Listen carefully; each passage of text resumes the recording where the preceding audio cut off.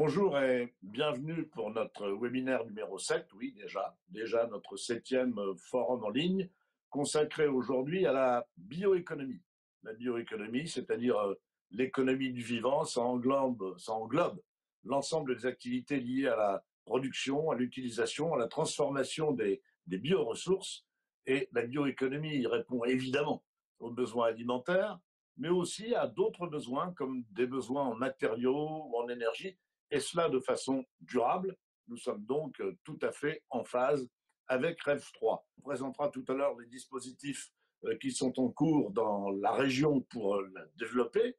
Et ce que je voudrais véritablement préciser, c'est qu'il ne s'agit pas d'un secteur, d'un compartiment qui ne concerne pas l'ensemble des activités. Au contraire, la bioéconomie est présente partout dans notre vie quotidienne, au-delà, bien évidemment, de l'alimentation.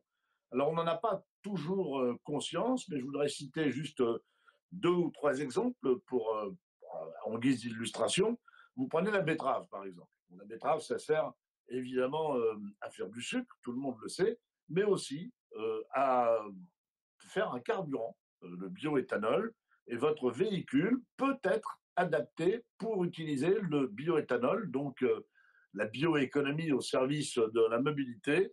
Il y a un kit bioéthanol qui a été mis en place, et ce kit vous permet d'adapter votre véhicule avec une aide d'ailleurs de la région, une aide directe de l'ordre qui peut aller jusqu'à 400 euros. Deuxième exemple, le lin. Le lin, bon, on sait que c'est une matière que l'on va retrouver dans l'habillement, mais ça sert à bien d'autres choses. On est en train de travailler aujourd'hui sur du béton de lin, oui, oui, du béton de lin pour le bâtiment, ou d'utiliser les fibres comme matériaux dans le ferroviaire et dans l'automobile. Et pareil pour le chanvre. Le chanvre est un isolant très, très utile et très précieux pour l'automobile. Et on est en train de mener des expérimentations avec des bailleurs sur l'utilisation du béton de chanvre, qui est un excellent matériau que l'on pourrait développer d'ailleurs sur le plan économique. Voilà quelques exemples pour illustrer la diversité de la bioéconomie. Je vois que Marie-Sophie Laine s'est connectée avec nous. Est-ce qu'elle m'entend, Marie-Sophie Laine? Merci Philippe. Bonjour à tous et merci pour votre invitation. La bioéconomie répond bien entendu à de nombreux enjeux, hein. C'est une opportunité que nous avons prise à bras le corps en région Hauts-de-France, avec tout le travail prospectif de Rêve 3 qui nous donne une longueur d'avance. Je salue tout le travail qui est accompli par Philippe Vasseur et son équipe.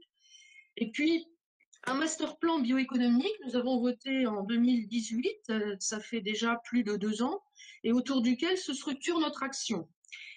C'est un domaine stratégique pour nos régions, parce qu'au lieu de dépendre du carbone et des ressources fossiles pour nos activités et donc d'être tributaires des ressources d'autres pays, on a bien vu ce qu'une telle situation pouvait donner en temps de pandémie, par exemple. Eh bien, nous allons avoir les ressources. Nous avons les ressources dans notre biomasse régionale qui est extrêmement riche. Je souligne par ailleurs que nous sommes naturellement la région leader en matière de bioéconomie grâce à ce potentiel, grâce à toute cette surface agricole utile qui couvre les 2 tiers de la région et qui nous confère spontanément cet avantage comparatif, cet atout naturel, mais qu'il convient naturellement de valoriser et de développer à sa juste valeur. L'idée, c'est de produire des aliments riches en protéines, des matériaux biosourcés, du cosmétique, du gaz vert, naturellement. Il nous faut prendre ce virage et nous avons déjà commencé à le prendre à l'heure où le mot autonomie stratégique est sur toutes les lèvres en Europe. Parce qu'au niveau européen, la bioéconomie, c'est 22 millions d'emplois, près de 2000 milliards d'euros de chiffre d'affaires. Et c'est la Commission européenne qui le souligne. Et en Hauts-de-France, nous avons toutes les ressources disponibles pour en être les leaders au niveau européen. Et c'est bien là notre ambition. Donc, je viens de l'évoquer, plus de 2 millions d'hectares de terres agricoles, 40 productions agricoles dans le top 5 des régions françaises. Nous sommes la première région agroalimentaire française avec des PME comme des grands groupes internationaux très dynamiques. Une position géographique au cœur de l'Europe que tout le monde nous envie. Vous l'aurez compris, la bioéconomie sans l'agriculture et une agriculture durable qui plus est, n'est pas possible. Les agriculteurs sont le maillon de base, mais le maillon essentiel pour faire aller cette bioéconomie dans le bon sens. Et nous avons à cœur de les intégrer le plus possible. Et je pense que c'est une ambition partagée naturellement par Philippe Vasseur, qui connaît bien le monde agricole. Concrètement, nous avons structuré notre action autour de 4 grands axes stratégiques que sont la production de gaz vert avec la méthanisation, les matériaux biosourcés, la chimie végétale et la production de protéines, avec pour objectif de créer des filières de valorisation régionale autour de ces 4 axes, intégrant tous les acteurs de l'amont à l'aval. Entre 2014 et 2017, nous avons fait le calcul, la région a dépensé pas moins de 80 millions d'euros de fonds purement régionaux dans des projets liés à la bioéconomie, hors fonds FEDER et FEADER. Très concrètement, le soutien de la région se matérialise par du soutien concret aux projets de méthanisation. Par exemple, nous avons aujourd'hui 68 unités en fonctionnement de méthanisation, soit 22 de plus que l'année dernière à la même époque. Et nous avons plus de 150 projets en cours d'élaboration ou en cours de concrétisation. Dans la vie de tous les jours, cela se traduit par de l'électricité pour plus de 16 150 logements et du biogaz durable et régional pour plus de 27 600 logements. Nous avons également des projets concernant les protéines que nous avons soutenus comme Innovafeed, une entreprise très, très dynamique et d'avenir, qui est un exemple de bioraffinerie qui va produire des protéines animales à base d'insectes pour la nourriture des poissons. Ce pan stratégique des protéines, il fait partie intégrante du plan agroécologie voté par la région en octobre, pour lequel nous avons déjà adopté une première mesure, une mesure très concrète qui nous vient d'un souhait aussi du monde agricole.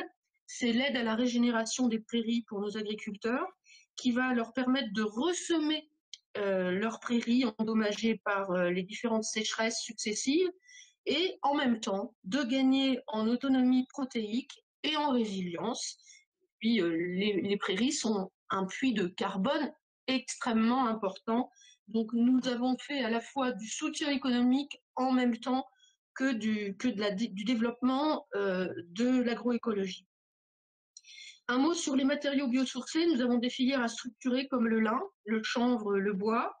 J'étais pas plus tard qu'hier en réunion avec Xavier Bertrand et Madame Temerman, députée de la Flandre intérieure, pour réfléchir à la réimplantation d'unités de filage dans notre région. Nous avons déjà soutenu un projet qui va voir bientôt le jour. Nous avons récemment aussi mis en place la création de la plateforme Bois Hauts-de-France pour faire se rencontrer plus facilement offre et demande de bois et favoriser les différents débouchés de la bioéconomie. De manière générale, notre rôle et nos aides sont orientés vers les projets et la structuration des filières de la bioéconomie. C'est le sens d'ailleurs du tout nouveau portail de la bioéconomie. J'attire votre attention sur ce portail que nous avons lancé très récemment, en 2020, qui permet à chaque acteur de s'y enregistrer et d'avoir toutes les informations sur les projets en cours, les financements, les success stories. J'invite vraiment tous les acteurs de la filière, qu'ils soient de l'amont comme de l'aval, à s'y rendre. L'adresse est bioéconomie-hautefrance.fr. Je pense que c'est une initiative importante qui a d'ailleurs été prise conjointement par la région Grand Est, qui a mis son portail en ligne au même moment, parce qu'il faut souligner qu'en la matière, on travaille main dans la main avec la région Grand Est d'abord, avec la région Île-de-France aussi, qu'on entraîne un peu plus et qui nous emboîte le pas. Et donc, ces deux portails Grand Est Hauts-de-France, c'est déjà un point, je pense, important et visuellement important et collectivement important pour démontrer nos avancées en matière de bioéconomie et notre ambition. La bioéconomie est transversale et donc nous n'avons pas un seul dispositif unique pour la soutenir. Nous en avons de multiples, les aides à l'investissement pour les entreprises, les aides à la recherche et développement, les aides à la réalisation d'études, etc. Voilà, la région est à vos côtés, concrètement, pour vous aiguiller vers les meilleurs dispositifs pour tous vos projets. Et c'était le mot de conclusion. Je pense que nous sommes là, Monsieur Vasseur, pour vous indiquer toute l'ambition et tout le soutien que nous apportons déjà et que nous allons encore développer à toute la bioéconomie. Merci. Merci Marie-Sophie. Effectivement, on travaille main dans la main et c'est ce qui fait la force d'ailleurs de la région de Hauts-de-France. Ce que vous avez signalé est important. Je crois que le portail que vous avez mis en place est tout à fait essentiel. Et il peut d'ailleurs parfaitement compléter ce webinaire parce qu'on va y trouver la totalité des renseignements dont on a besoin sur la bioéconomie. Vous avez cité au cours de votre exposé très complet une bioraffinerie. Et nous savons que dans la bioéconomie, il y a des projets de développement de bioraffineries et notamment de bioraffineries territorialisées. Alors, de quoi s'agit-il? Je voudrais que Antoine Peters, qui est directeur général adjoint du pôle IAR, du pôle industrie agro-ressources, nous explique ce qu'il entend, ce que nous entendons par bioraffinerie. Merci, Monsieur Vasseur. Bonjour à tous. Ravi d'introduire ce concept. On a parlé du point central des agriculteurs dans la bioéconomie. Je pense que la bioraffinerie est sans doute le deuxième élément central, évidemment, avec nous tous qui sommes consommateurs. Il est central à plusieurs titres. Le premier, c'est justement la connexion entre l'agriculture et l'industrie. C'est vraiment là qu'on a la transformation. On approvisionne en biomasse une entité qu'on appelle la bioraffinerie. On peut faire un parallèle qui est sans doute plus connu par beaucoup d'entre nous, qui est la pétroraffinerie, où on entre de la biomasse. Ça peut être un type de biomasse, une culture ou plusieurs types de biomasse qui est ensuite transformée, valorisée, optimisée afin d'avoir plusieurs produits en sortie. Des produits qu'on ne soupçonne pas toujours. Ça peut être des molécules que vous allez retrouver dans vos shampoings, en cosmétique, en peinture. Ça peut être des fibres qu'on va trouver dans les différents matériaux qui vont être appliqués dans le bâtiment, qui vont être appliqués dans l'automobile, dans le sport et loisirs. Donc, ça peut être des ingrédients fonctionnels et des ingrédients alimentaires. On a beaucoup évoqué les protéines. Je pense que les protéines, notamment avec aujourd'hui l'annonce d'une stratégie nationale sur les protéines végétales, je pense qu'il vient vraiment compléter les dispositifs qu'on peut trouver dans les Hauts-de-France et d'autres types d'ingrédients qu'on va retrouver dans tous nos produits. Alors, ces bioraffineries, on insiste sur la dimension, et je pense particulièrement dans les Hauts-de-France, sur le fait qu'elles sont territorialisées. Il existe, si on doit schématiser les choses, deux modèles de bioraffinerie. La bioraffinerie territorialisée, qui est ancrée sur le territoire et dont l'objectif c'est de valoriser les biomasses locales. Et il y a la bioraffinerie portuaire, qui est plutôt un modèle hollandais avec l'entité de transformation qui sera positionnée sur un port et on importera de la biomasse. Je pense que vraiment, on a parlé des Hauts-de-France, on a parlé du Grand Est. Ce qui caractérise les bioraffineries à la française et les bioraffineries de nos territoires, c'est qu'elles sont ancrées sur le territoire. Les bioraffineries, elles permettent de travailler en complémentarité. J'ai évoqué les agriculteurs et les industriels. Souvent, on va retrouver des centres de R&D et d'innovation qui sont implantés au cœur de ces bioraffineries. On va avoir des flux entre les différentes unités. On va avoir plusieurs entités industrielles qui seront sur site. Il va y avoir de la valorisation de coproduits, ce qui nous permet de véritablement optimiser la valorisation de la biomasse et de s'assurer qu'il y a le moins de déchets possible. On va avoir des flux de liquide, de vapeur. Donc, on est vraiment dans un circuit court industriel qui est le plus durable possible parce que ça fait partie vraiment de l'essence même du développement des bioraffineries. Les principaux avantages qu'on va trouver à ce mode de fonctionnement, c'est clairement de la production, enfin du soutien à l'emploi. C'est des emplois qui sont difficilement délocalisables. On est sur le territoire. On s'inscrit dans une véritable croissance locale et puis une croissance qui répond très clairement aux enjeux qui sont encore plus marqués avec la pandémie que nous vivons et cette nécessité d'aller vers des productions de plus en plus durables. On a cette durabilité parce qu'on optimise l'ensemble des fractions de la biomasse. Le fait que la bioraffinerie soit territorialisée, ça participe très clairement au renforcement aussi de notre souveraineté, une souveraineté alimentaire, une souveraineté énergétique. On produit, on a parlé de méthanisation, du biocarburant, une souveraineté en termes termes de matériaux et de cosmétiques également.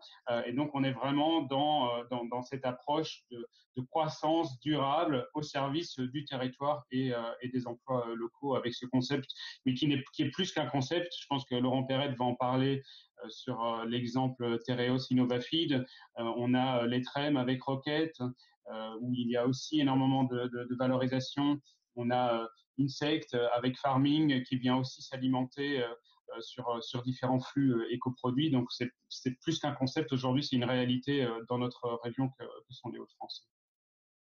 Merci Antoine Peters. Vous avez déjà introduit l'intervenant suivant, puisque effectivement Laurent Perrette, qui est le responsable des affaires publiques de Tereos, va nous présenter une réalisation concrète, c'est-à-dire un système en quelque sorte de bioraffinerie territorialisée qui fonctionne déjà. Donc c'est à Nesle. Nesle, c'est dans la Somme, c'est autour de l'usine de Tereos, et ça fonctionne de fort bien, au point que nous pouvons d'ailleurs en constituer un exemple. Laurent Perrette, je vous laisse le soin de nous convaincre. Très bien, merci Monsieur Vasseur, bonjour à toutes et à tous. D'abord quelques mots rapides pour rappeler simplement que donc Tereos, nous sommes un groupe coopératif agricole français qui occupe des positions de leader sur les marchés du sucre, de l'amidon, de l'alcool, dont le bioéthanol dont vous avez parlé, mais aussi de plus en plus sur les marchés des protéines végétales. Tereos, à partir de son métier historique, qui est la transformation de la betterave en sucre et en alcool, a développé au fil des années une stratégie de diversification de ses activités à travers l'amidon, dont on va parler via l'exemple de Nesle, mais aussi d'internationalisation, stratégie qui lui donne aujourd'hui une force de résilience, de flexibilité, d'adaptabilité, comme nous l'avons démontré ces derniers mois en nous lançant dans la production de gel et de solutions hydroalcooliques, par exemple. Alors, vous l'avez dit, Monsieur Vasseur, effectivement, Tereos, c'est un groupe qui est bien connu dans les Hauts-de-France. Nous sommes très présents, si on peut passer la diapositive suivante, dans la région qui est le berceau du groupe, avec 9600 associés coopérateurs sur les 12 000 de Tereos, 2400 salariés et 9 sites industriels. Alors effectivement, dans l'est de la Somme, à Nesle, nous avons une amidonnerie de blé. Si on peut passer la diapo suivante, donc cette amidonnerie de blé à Nesle est l'une des plus importantes d'Europe, au cœur d'un vaste bassin céréalier. Elle transforme plus de 640 000 tonnes de blé par an, ce qui est considérable, en polyol, en sirop de glucose ou encore en alcool. Donc pour les marchés de l'alimentation, des boissons, de la nutrition animale, de la chimie du végétal, de la pharmacie, de la cosmétique ou encore du papier et du carton. Donc on est vraiment au cœur de la bioéconomie. Le site de Nesle emploie 312 salariés, mais une étude que nous avons menée sur notre empreinte locale montre que le site soutient au total près de 4000 emplois, directement ou indirectement, dont environ la moitié dans les Hauts-de-France. Alors, ce que je voudrais développer donc à présent, c'est comment le site de Nesle s'est progressivement structuré en une sorte de cluster industriel, d'écosystème industriel local, sachant que dès l'origine, en fait, le site de Nesle, avant même qu'il n'appartienne d'ailleurs à Tereos, qui l'a racheté en 2007, en fait, avait été conçu pour être une plateforme amidonnière au-delà du site d'origine. Alors, on va voir sur la diapo suivante, qui est une photographie aérienne, qui a un certain nombre de partenaires autour du site Tereos lui-même. Et le premier que je voudrais citer, c'est le site Ajinomoto Foods Europe, qui est un fabricant d'acides aminés pour l'industrie agroalimentaire. Et il faut savoir que historiquement, le site était un site unique, mais il y a eu une opération de séparation-vente en 2003 au groupe japonais Ajinomoto. Et on a structuré ça autour de synergies intelligentes, puisque Ajinomoto est d'abord un client de Tereos qui lui fournit qui lui vend du sirop de glucose, mais on lui apporte aussi des utilités comme l'accès à notre station d'épuration, la fourniture d'eau de refroidissement ou encore le stockage de coproduits et de mélasse. Et en retour, Ajinomoto nous offre des capacités de stockage pour des produits chimiques. C'est un partenariat intelligent. Et plus récemment, on en a parlé à travers l'exemple d'Innovafeed, nous avons accueilli sur le site de Nesle 2 sociétés dans une sorte de logique de colocalisation. La première de ces sociétés qu'on voit dans le carré bleu à droite de l'image, c'est la société Niguet. Niguet, c'est un client historique de Tereos, c'est une entreprise familiale de la Loire qui est leader sur le marché des caramels pour l'industrie agroalimentaire. Et Niguet souhaitait de longue date créer une deuxième usine, plus proche des marchés de l'Europe du Nord. Et donc, en 2019, sur une parcelle que nous lui avons vendue, en fait, Niguet a implanté une nouvelle unité de production, avec aussi des synergies industrielles intelligentes, puisque, en fait, Niguet profite d'un approvisionnement direct en sirop de glucose, mais aussi en eau et en vapeur à travers un système de rack, en fait, des tuyaux qui la relient directement au site Tereos. Et également, ils ont accès à notre station d'épuration.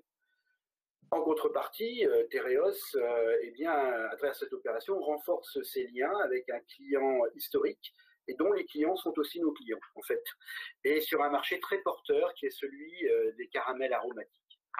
Le deuxième exemple, on en a parlé tout à l'heure, c'est, à travers le propos de Marie-Sophie Laine, que je salue à l'occasion, c'est l'exemple d'Innovafeed, donc bien connu, on en parle beaucoup dans la presse, donc qui est une start-up de la biotech qui travaille sur les alternatives aux protéines animales, qui produit des protéines d'insectes à partir de larves de mouches, en fait, pour le marché de l'aquaculture, mais aussi de la nutrition des volailles. Et donc, Innovafeed a lancé en 2019 la construction à Nesle, sur également une parcelle que nous avons vendue, de la plus grande usine d'élevage d'insectes au monde, donc sur 25 000 mètres carrés, qui vient de démarrer avec une cinquantaine d'emplois. L'intérêt mutuel, c'est que Innovafeed profite de coproduits de l'usine de Nesle que nous lui fournissons, de l'usine Tereos, donc notamment du son issu de la transformation du blé, et qui leur sert d'alimentation, en fait, d'aliments pour l'élevage des insectes. Et ils bénéficient également de ça via un tuyau direct qui la relie à l'usine de Nesle, et ils ont également accès à notre station d'épuration.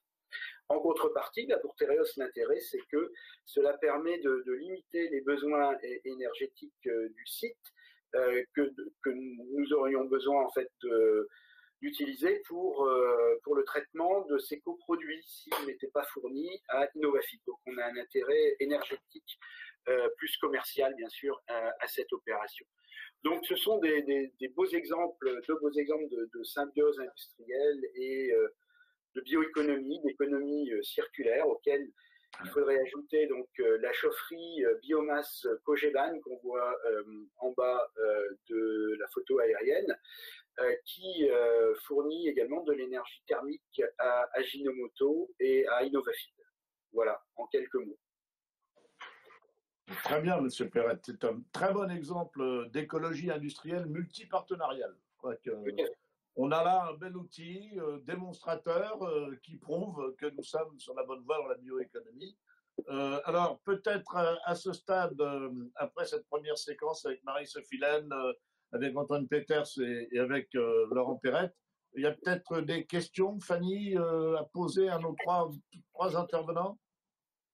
Fait une question pour Marie-Sophie Laine de Monsieur Duvivier. Le plan de relance régionale prévoit-il des moyens complémentaires pour développer la bioéconomie? Alors, notre plan de relance ne prévoit pas de crédit spécialement fléché sur la bioéconomie, mais en fait, on est surtout à l'affût de tous les projets de développement et notamment les projets de méthanisation sur lesquels on a mobilisé déjà tous les fonds qu'on avait prévu de mobiliser au niveau régional. On attend des nouvelles, en fait, des crédits de relance européens pour abonder nos enveloppes sur ce sujet précis de la méthanisation. Comme je vous l'ai dit, il est en fort développement.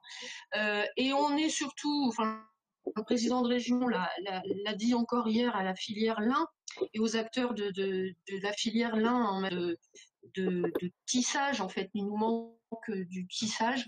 On est prêt à soutenir, peut-être d'autant plus aujourd'hui, tous les projets de développement, en l'occurrence de relocalisation, avec le principe souvent de 1 euro pour 1 euro, qui est quand même assez ambitieux. Dès lors qu'on nous propose des projets structurés, et bien évalués, qui reposent sur des acteurs sérieux, en fait, on soutient à travers nos politiques régionales de soutien au développement économique. Et voilà, moi, avec mon budget agricole, je structure les filières, et avec notre budget économique, on soutient d'autant plus qu'il y a eu cette crise et ce besoin de relance, de relocalisation. Tous les projets qui nous sont présentés, enfin en tout cas une bonne partie des projets qui nous sont présentés, quand ils sont sérieux, bien portés et avec des budgets prévisionnels voilà, qui sont attenants. Voilà ce que je peux vous répondre. Merci. Encore, j'ai 2 questions. On va faire des réponses rapides, s'il vous plaît, parce qu'on a on a quelques minutes de retard. Pour Monsieur Peters, comment accompagner les entreprises qui souhaitent développer un projet en bioéconomie, en quelques mots? La bonne porte d'entrée. Comment, si vous pouvez répéter votre question. Comment accompagnez-vous les entreprises qui souhaitent développer un projet? Quelle est la porte d'entrée? La bonne porte d'entrée, enfin je pense qu'il y a plusieurs portes d'entrée, mais très clairement au Polyair, c'est notre métier d'accompagner les porteurs de projets, quel que soit leur stade de développement, hein, jusqu'à l'industrialisation. On a beaucoup parlé d'InnovaFeed ou je mentionnais tout à l'heure Insect, qui sont 2 acteurs avec lesquels on a travaillé. Je pense que c'est identifier l'opportunité, qu'elle soit régionale, nationale ou européenne, en tout cas quand on cherche un financement. Et donc ça, c'est une capacité, vraiment un service que le Polyair peut accompagner. 2, c'est de savoir avec qui on travaille, donc d'identifier les bons partenaires, et là aussi, qu'ils soient régionaux, nationaux ou européens. Donc c'est vraiment comme ça qu'on les accompagne dans le montage de leurs projets qui se déclinent opérationnellement sur le territoire après. Voilà, merci.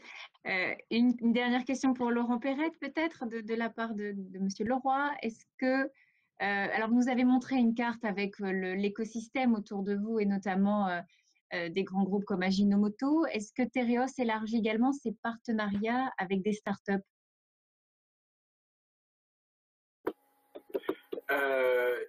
Élargit son partenariat avec les startups. En fait, oui, Tereos travaille pas mal avec différentes startups dans le domaine notamment de la nutrition santé. Nous avons un service dédié qui est le service R&D Innovation, au sein duquel donc une personne qui est Carlotta Ponce, qui est bien connue, je pense, de nos interlocuteurs du pôle IAR, est chargée plus particulièrement des partenariats de Tereos, y compris avec des startups, et nous sommes partie prenante de plusieurs fonds d'investissement dans des startups, notamment de la biotech, de la nutrition santé. Merci à tous les 3. Je souhaite maintenant que nous revenions presque aux sources, c'est-à-dire au domaine agricole, parce qu'au cœur de la bioéconomie, il y a évidemment l'agriculture qui connaît un certain nombre de problèmes, ça on le sait, qui est en pleine mutation, c'est pas fini d'ailleurs. Et moi, je souhaite savoir comment l'agriculture peut profiter des opportunités offertes par la bioéconomie, comment elle voit son rôle dans le développement de la bioéconomie. Et je pense que le mieux placé pour nous en parler, c'est le président de la Chambre d'agriculture de Hauts-de-France, Olivier Dauger. Olivier? Oui, merci beaucoup. Vous m'entendez? Vous me voyez? C'est bon, parfait, on vous entend très bien. Les caméras, et je ne sais pas si la caméra marche, mais c'est pas grave. Oui, bonjour à tous. Évidemment, on a parlé d'opportunités, avec qui, et derrière, c'est avec quelles ressources. Et là, on a un enjeu assez formidable, mais assez positif aussi sur cette ressource. Marie-Sophie Laine l'a dit tout à l'heure, on est une région avec une ressource très forte au niveau des sols. Lors des enjeux des accords de Paris, la neutralité carbone a été mise en avant par la sortie du fossile, donc par la bioéconomie. On sait très bien que la bioéconomie, c'est la ressource de la photosynthèse, donc on est véritablement dans l'axe de travail de l'agriculture. Et en même temps, vous venez de le dire très bien, c'est que l'agriculture vit une transition très forte, qui est nécessaire par rapport à un certain nombre de données, que ce soit réglementaires, environnementales ou autres, mais aussi qui est nécessaire par rapport au climat. Il y a un besoin de transition par rapport au climat, de faire évoluer les systèmes pour être moins victimes du climat, je dirais, mais aussi pour moins émettre, et aussi, et en dernier recours, elle en rejoint aussi la ressource pour capter des gaz à effet de serre. Donc, il n'est pas question, ça a été dit, d'empiéter sur l'alimentaire, bien sûr. L'alimentaire reste la première des productions de bioéconomie, et elle le restera, il faut qu'elle le reste. Par contre, entre les productions alimentaires et sur les sols, et en termes de résidus, et en termes de différents produits type effluents et autres, l'agriculture a beaucoup de ressources à apporter, ou de potentiel de ressources à apporter dans l'avenir, déjà maintenant, mais dans l'avenir aussi, notamment par les couverts végétaux, par les sols couverts tout au long de l'année, parce que c'est un système vers lequel on a tendance à aller, où on va aller sans doute à court moyen terme, donc ça veut dire qu'on aura de la biomasse en plus. Quand on parle des 4 pour 1000, c'est-à-dire que l'agriculture puisse capter les gaz à effet de serre, elle les captera par l'augmentation de la matière organique, et l'augmentation de la matière organique, c'est plus de biomasse. Donc tous ces éléments-là pour l'agriculture sont très importants. Je dirais que le développement de la bioéconomie est une des solutions dans l'agroécologie, dont on parle beaucoup. L'agroécologie, je rappelle, la définition réelle, c'est des données économiques, environnementales et sociales, c'est ce qu'on appelait dans le temps le développement durable, tout simplement. Donc économique, c'est de permettre aux filières de continuer, notamment à l'agriculture qui vit une période pas simple, de pouvoir être plus résiliente et de continuer à vivre, mais aussi de répondre à ces enjeux environnementaux. On sait que des sols couverts améliorent les choses en matière d'érosion, améliorent les choses en matière d'air aussi, parce que les microparticules sont beaucoup moins importantes, améliorent les choses en matière d'eau, c'est des systèmes plus résilients, en matière de phyto aussi, en matière d'engrais aussi, parce que quand on rajoute certaines plantes, on sait très bien que ça a un effet positif, notamment sur l'azote. Donc voilà, l'agriculture est véritablement dans cette dynamique. Et je pense que pour moi, il y a un élément qui est très important, c'est qu'on a la chance d'avoir le pôle dans la région, on a la chance d'avoir REF3, mais on a la chance aussi d'avoir la ressource, et il y a besoin sans doute de structurer, il y a besoin aussi au niveau agronomique de s'assurer que l'on développe des choses qui soient durables. Je pense que c'est un élément très très important, mais cette ressource potentielle, elle est aussi dans la région, pour avoir une région relativement autonome en pas mal de production de bioéconomie demain, de la ressource jusqu'au produit fini. Et voilà, l'agriculture se positionne, et pour l'agriculture, la bioéconomie est une solution par rapport à toutes ces difficultés qu'elle vit aujourd'hui. Oui, merci Olivier. Je signale d'ailleurs que la Chambre d'agriculture et vous-même d'être très très impliqués dans toute la dynamique REF3, et vous avez une démarche qui est une démarche qui correspond tout à fait à l'état d'esprit qu'on veut développer dans les Hauts-de-France, qui est une démarche multipartenariale. Je vais prendre un exemple. Vous êtes avec Unilassal, avec le pôle IAR, avec Agrotransfert. Vous êtes au cœur de ce qu'on est en train d'essayer de mettre en place, un réseau de sites démonstrateurs pour la bioéconomie dans les Hauts-de-France. Et je voudrais accueillir Philippe Choquet, qui est le directeur général d'Unilassal, pour lui demander précisément, à travers ce réseau de sites démonstrateurs, ce que l'on peut attendre d'un tel projet, et quels sont les objectifs que vous vous êtes fixés, Philippe. Oui, écoutez, merci de l'invitation. Alors c'est vrai que ce sujet de la bioéconomie, il est stratégique, et il nous concerne directement, nous, école d'ingénieurs, au service du territoire.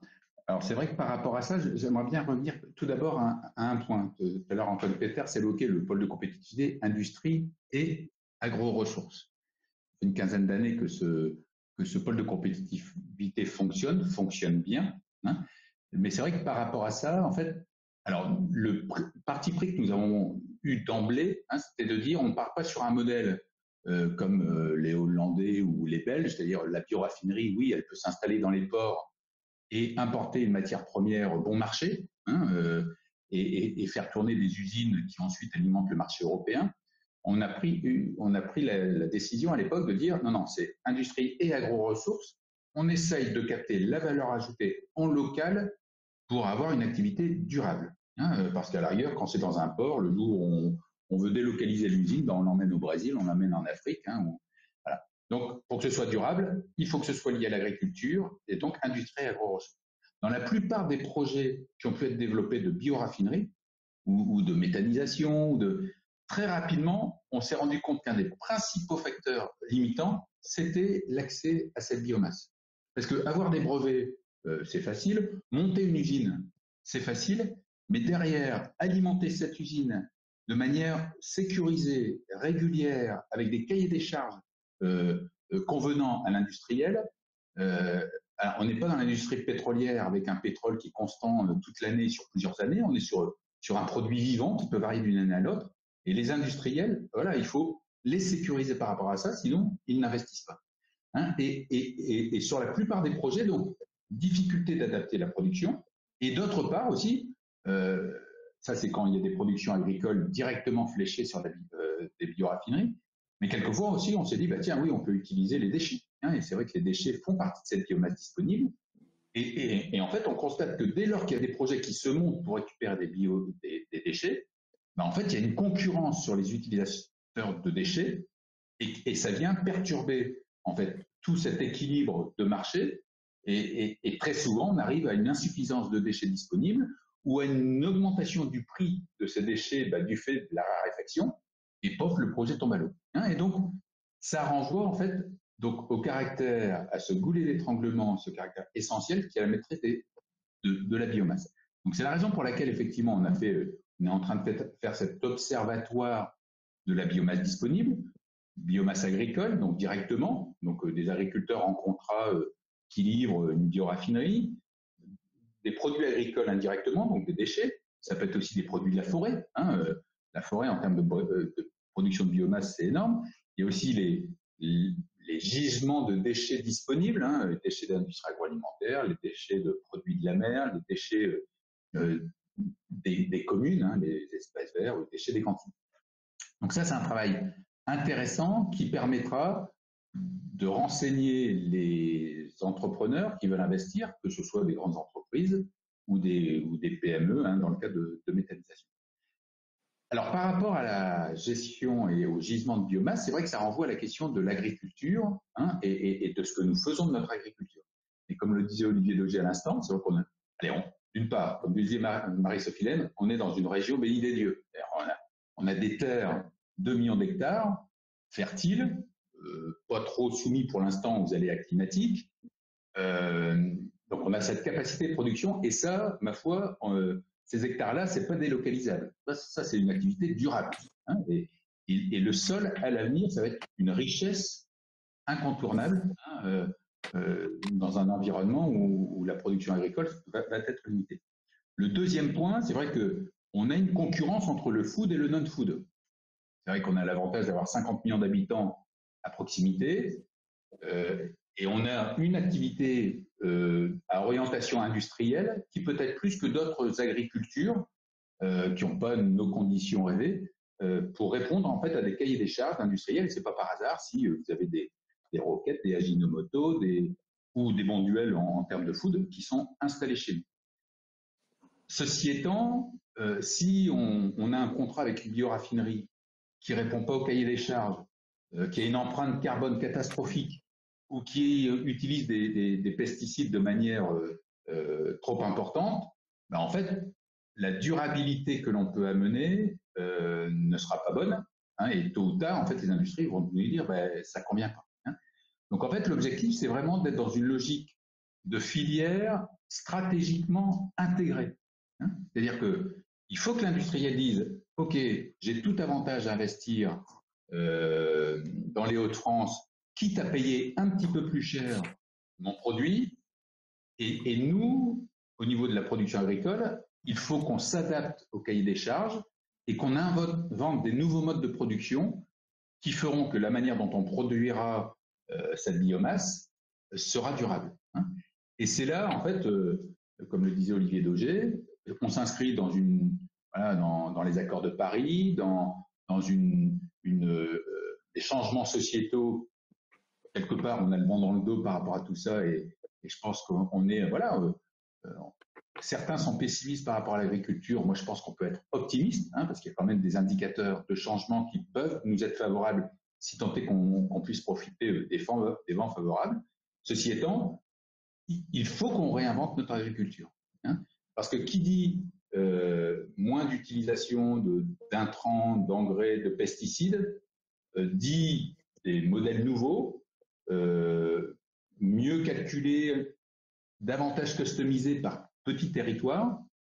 C'est de la matière grise qu'on invente en substitution des intrants, hein, ça c'est clair.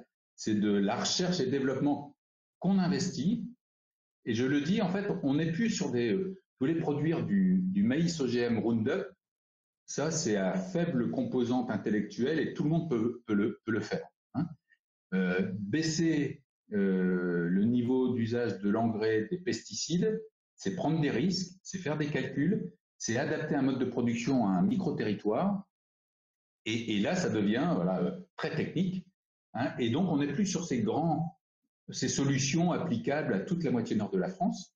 On est plutôt sur de la customisation, sur de l'agilité pour chaque exploitation et pour s'adapter, et des nouveaux modèles à inventer par rapport à ça, hein.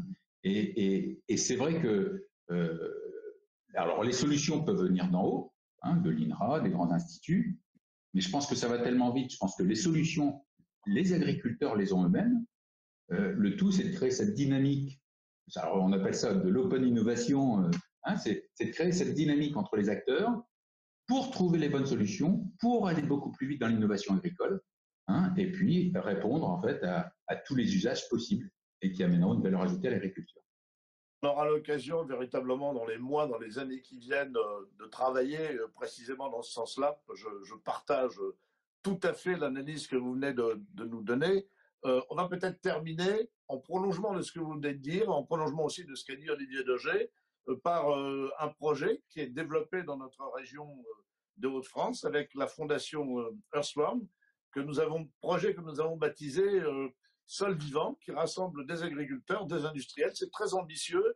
Je ne vous en dis pas plus. Je laisse la parole au directeur de Earthworm Foundation, Benoît Sachet. Alors, merci Philippe.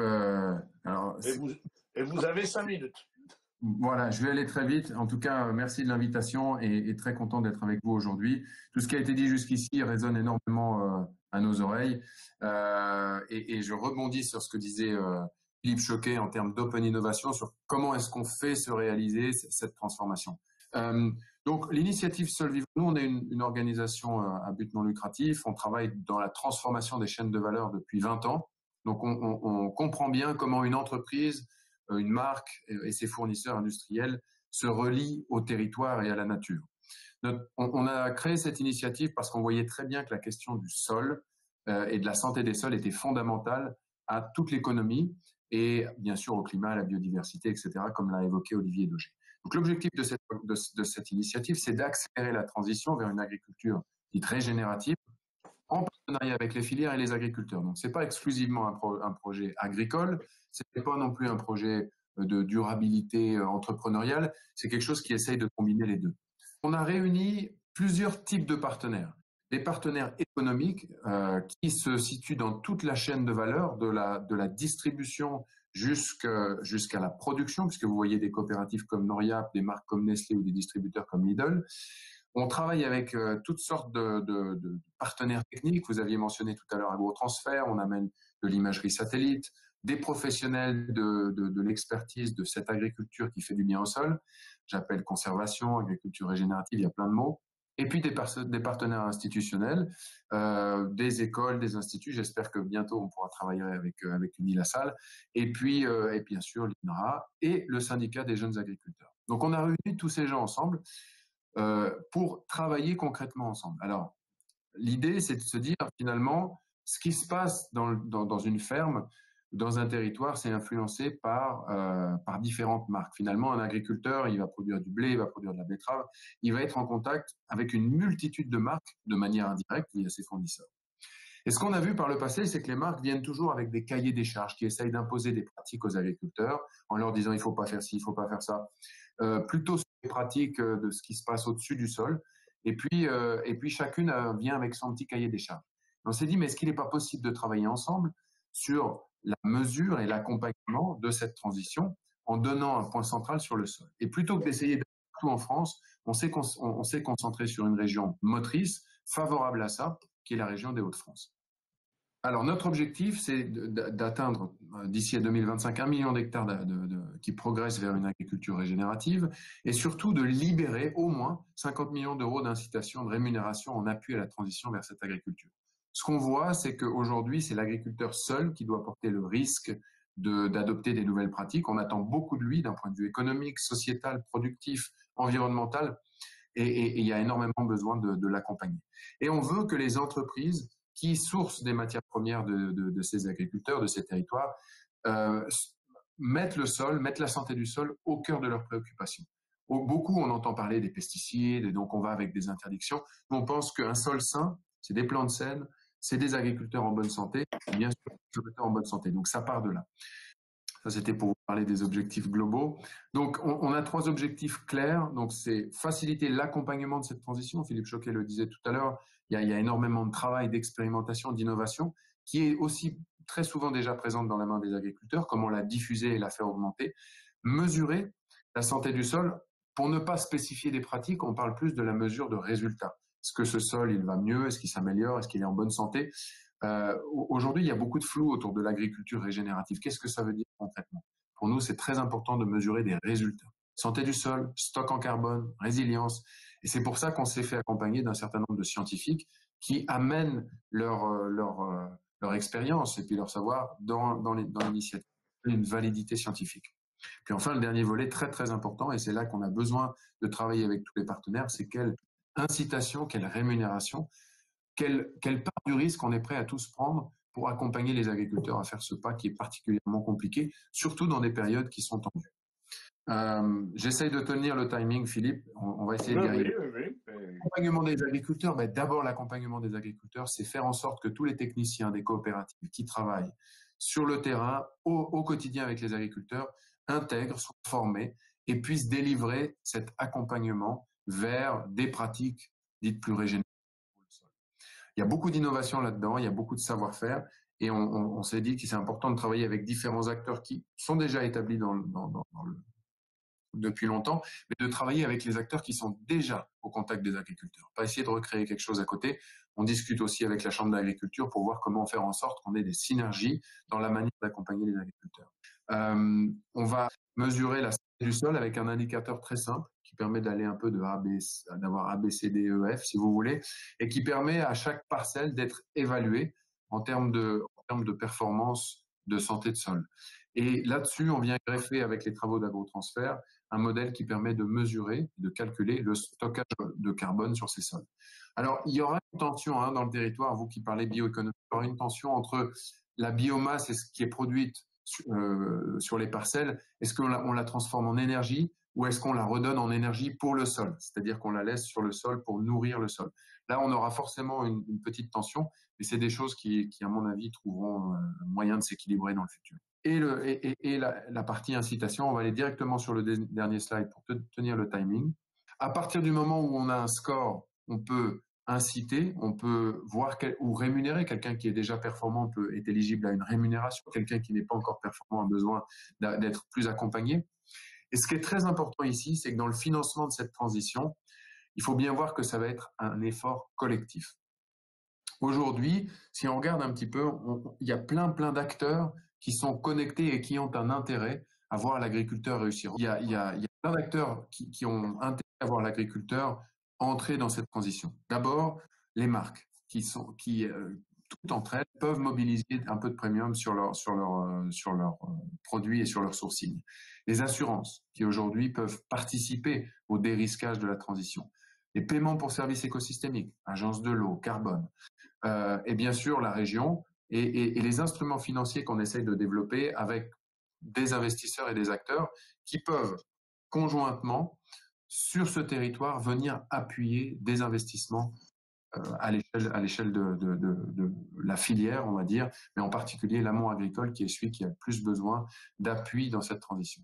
Donc, l'initiative, concrètement, ce qu'elle fait, c'est créer des outils, mettre les gens à travailler ensemble, même s'ils viennent d'horizons différents, de manière verticale dans la chaîne de valeur, de manière horizontale dans le territoire. Donc on est très content de cette collaboration qu'on a avec les différents acteurs qui sont ici présents et le soutien qu'on a eu de Philippe Vasseur pour propulser cette initiative et participer à sa réussite. J'insiste, on n'est pas en train de créer un nouveau label, il y a trop de labels aujourd'hui, on est en train de créer un outil open, inclusif, il est fait avec les agriculteurs et compatible avec toutes sortes de filières qui existent aujourd'hui. Ce qu'on veut, c'est mesurer la santé du sol, mesurer sa performance environnementale, mesurer la réussite de cette agriculture et puis l'appuyer en fonction de où elle se trouve. Je m'arrête là, j'espère que j'ai tenu les 5 minutes. En tout cas, c'est quelque chose qui est en train de prendre énormément d'ampleur actuellement et on se réjouit de l'année à venir. Merci de votre intervention. Effectivement, on est frustré parce que le sujet est tellement vaste, le sujet de la bioéconomie est tellement vaste qu'une heure, c'est évidemment insuffisant. Fanny, alors très très brièvement, il nous reste 5 petites minutes. Si vous avez quelques questions pour nos intervenants. Tout à fait. Alors, pour Monsieur Olivier Dolé, pensez-vous que les agriculteurs mettent en œuvre concrètement l'agroécologie? Oui, c'est commencé, quoi. Ça dépend ce qu'on définit. J'ai bien défini l'agroécologie officielle du code rural parce que je pense que c'est voilà, il faut prendre une définition. Oui, depuis quelques années, il y a un vrai changement dans le monde agricole depuis 10-15 ans, dans l'approche notamment par rapport au sol. Elle est venue, les couverts végétaux, par exemple, quand ils sont arrivés pour une question réglementaire, étaient vus comme l'empêcheur de tourner en rond qui coûtait cher. L'ancien ministre de l'Agriculture doit s'en souvenir un petit peu. Maintenant, c'est devenu un outil agronomique et véritable. Et les derniers accidents climatiques qu'il y a montrent bien qu'il y a véritablement une transition nécessaire et que tout est lié. Ça a été dit par les différents intervenants. Tout est lié. Par contre, l'agriculture a quand même des contraintes. Il ne faut pas les oublier, notamment la réglementation, notamment au fait qu'elle travaille avec le climat et que ça, personne ne peut le prévoir. Et voilà. Et notamment, il y a un certain nombre de contraintes qu'il faut intégrer. Et il faut intégrer ce coût de cette transition et ce coût des matières premières au risque de voir le développement se faire dans d'autres régions parce que aussi la terre n'est pas délocalisable mais les productions sont délocalisables. Merci Olivier. Une question peut-être pour Philippe Choquet. La production de valeur ajoutée dans la filière bioéconomie permet-elle de mieux rémunérer les agriculteurs aujourd'hui? Je pense que c'est ce qu'il faut que nous cherchions. Parce que de la biomasse bon marché, on en trouvera toujours moins cher qu'en France, si on va dans toute la ceinture tropicale où il y a du soleil, de l'eau et aussi des sols. Donc, par rapport à ça, il faut absolument aller chercher donc, des productions à valeur ajoutée, des biomolécules à valeur ajoutée. Et c'est vrai pour le food et le non-food. Pareil, je pense que de l'exportation de produits. Alors, on a une vocation d'exportation.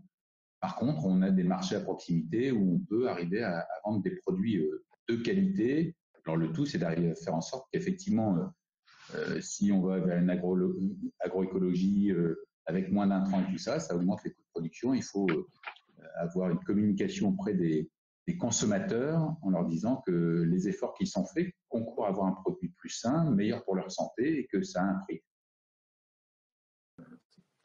Dernière question, Fanny. Et alors, une toute dernière question pour Bastien Sachet. Alors, vous avez présenté les différentes possibilités de financement de la transition. Une question, je suis agriculteur, comment choisir parmi les différentes possibilités d'incitation? Est-ce qu'il faut choisir? Si je suis agriculteur, je prends tout. Non, je pense que d'abord, il faut créer ces incitations. Elles ne sont pas toutes disponibles aujourd'hui. Le premier travail, c'est de faire en sorte qu'elles deviennent disponibles.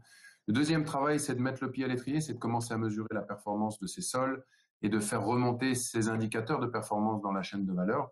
Puis le troisième, je dirais que ça sera en fonction des besoins. Certains agriculteurs sont déjà performants, ils ont besoin d'être rémunérés pour cette performance. D'autres sont en train de commencer à prendre des risques, il faut les accompagner à prendre ce risque. Donc je pense qu'il y aura différents outils pour différents types de profils. Merci beaucoup. Je vais peut-être laisser le mot de la fin à Marie-Sophie Laine en lui demandant une courte conclusion, en la remerciant de sa présence et des efforts qu'elle fait pour le développement de la bioéconomie. Absolument. Alors, on voit bien que la bioéconomie est un vaste champ qui en recouvre d'autres qui sont déjà très vastes, hein. Le premier, la méthanisation, le plan protéines, et puis l'agroécologie. Alors, je m'attarderai juste en 30 secondes sur ce dernier point parce qu'on a voté un plan en faveur de l'agroécologie il y a un mois et demi en région. On n'a pas pu en faire la pédagogie à cause du confinement, on va le faire. Et on a mis précisément en place d'abord une dynamique avec la Chambre d'agriculture et les autres acteurs. Ils ont été près d'une cinquantaine à contribuer à l'élaboration, malgré le confinement, de ce plan agroécologie, parce qu'on veut amplifier le mouvement et notamment on a mis en place des diagnostics, on a mis en place une force de frappe d'accompagnement à la transition, enfin tout ce qui a pu être dit, j'y souscris pleinement. Mais je dirais simplement, pour faire très bref, qu'il faut absolument qu'on fasse la démonstration par l'exemple que l'agroécologie est l'ami et l'allié de la rentabilité économique et de la valeur ajoutée, et que chaque exploitation, selon qu'elle est dans l'élevage ou même la grande culture, enfin, il y a des techniques d'agroécologie qui sont adaptées. Il faut simplement maintenant, je pense, qu'on mette l'accent dans les années qui viennent, nous, collectivités, et vous, acteurs, sur les success stories, sur ce qu'on peut vraiment tirer comme valeur ajoutée, que chaque agriculteur peut faire à sa mesure et qui peut lui rapporter de la valeur ajoutée. Par exemple, vous savez, cette aide à la régénération des prairies, c'est pas juste pour faire beau dans le décor, c'est parce qu'on sait qu'une bonne gestion technique de l'herbe peut rapporter au bout de l'année. Selon qu'on coupe l'herbe tôt ou trop tard, il y a une valeur protéique qui contribue à l'autonomie protéique de l'exploitation, et pour certains élevages, c'est essentiel. Or, cette valeur ajoutée-là, elle est méconnue pour beaucoup.